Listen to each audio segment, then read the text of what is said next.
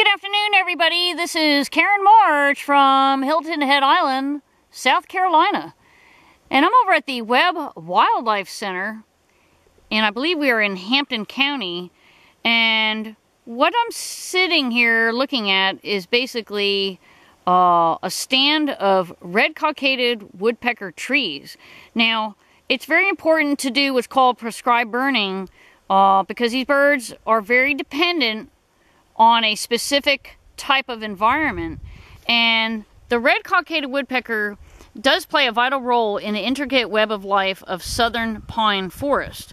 And they are what's called a primary cavity nester, meaning that they're responsible for the construction of cavities. In the southern pine ecosystem, there are many secondary cavity users that benefit from their work. So the red cockaded woodpeckers are considered what's called a keystone species. It's because the use of their cavities by other animals contributes to the richness of the pine forest. Now, I am going to go zoom in on this particular tree. Okay, you're going to see a couple different holes, and let's see. Okay, here are two right here. Now, here's the sad part. The red cockaded woodpecker is very dependent on specifically longleaf pine, and it could take them 1 to 3 years just to carve out one hole in the tree.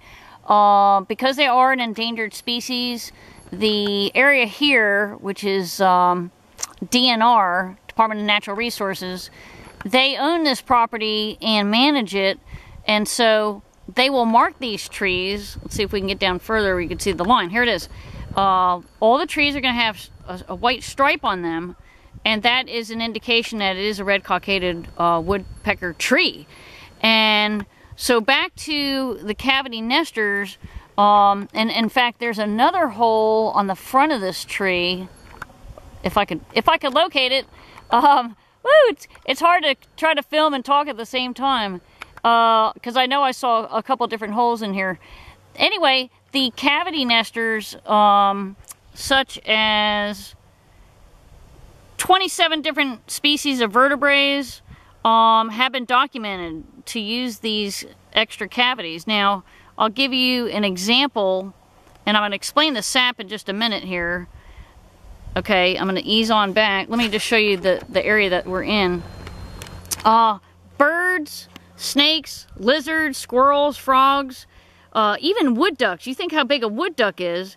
They will use a cavity that has been abandoned by a red cockaded woodpecker.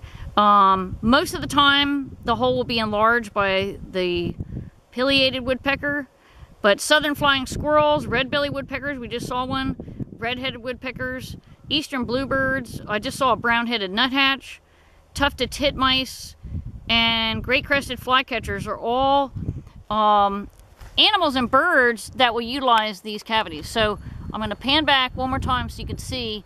And the reason why there's so much sap on this tree is because the red cockaded, they carve into the tree, creating a resin well, and it drips out the sap and prevents the rat snakes from climbing up the tree. All right, it's Karen March. We're signing off live from South Carolina.